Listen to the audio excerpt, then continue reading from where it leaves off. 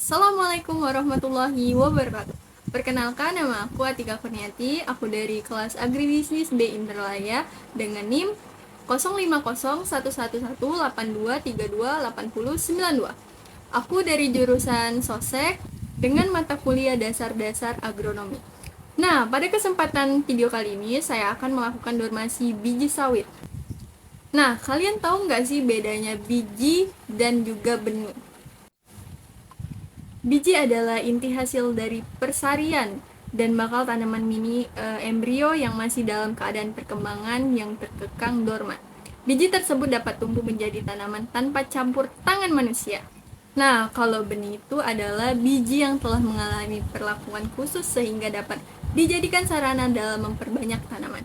Nah, benih ini bahan yang dipakai untuk bahan dasar pemeliharaan tanaman atau hewan.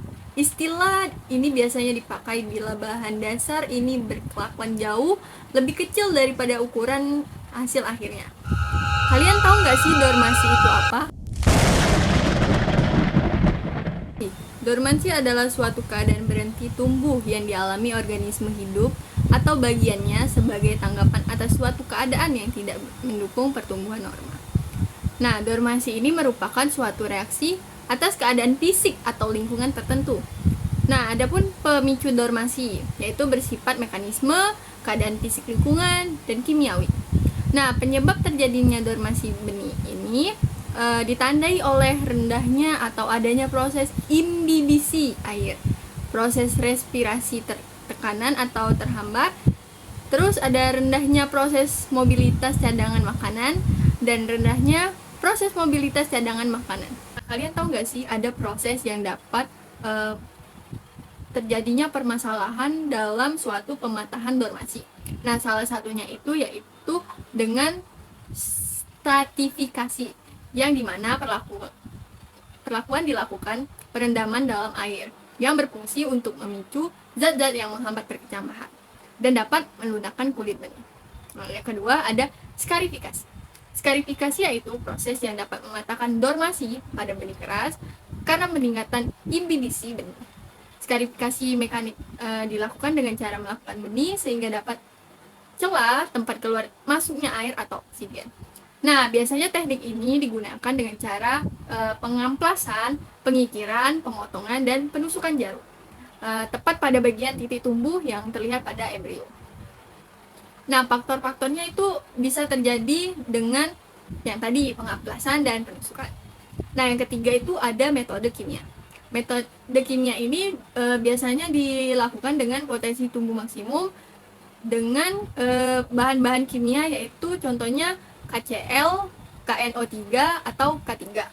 Perlakuan kimia ini menjadikan kulit benih lebih mudah dimasuki air pada proses imbibisi. Perendaman pada larutan kimia yaitu asam kuat seperti HCl, SO2, H2SO4 seperti tadi, dan konsentrasi pekat membuat kulit benih menjadi lebih lunak sehingga dapat dilalui oleh air dengan mudah. Adapun alat dan bahan yang harus disiapkan. Pada praktikum kali ini saya menggunakan metode stratifikasi. Nah, biji yang sudah disiapkan tadi dikupas sampai bersih, dicuci bersih.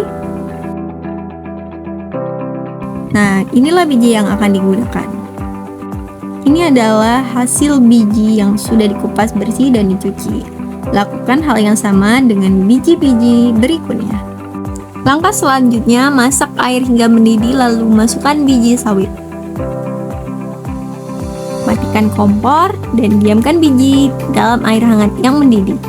Diamkan biji sawit di air hangat tersebut. Lakukan itu sampai air menjadi dingin. Lalu pindahkan ke dalam wadah. Angkat biji sawit dan tiriskan ke tisu. Lap-lap hingga kering.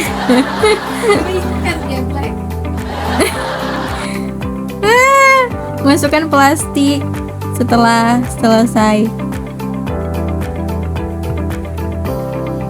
Diamkan beberapa saat lalu tanam di media tanam.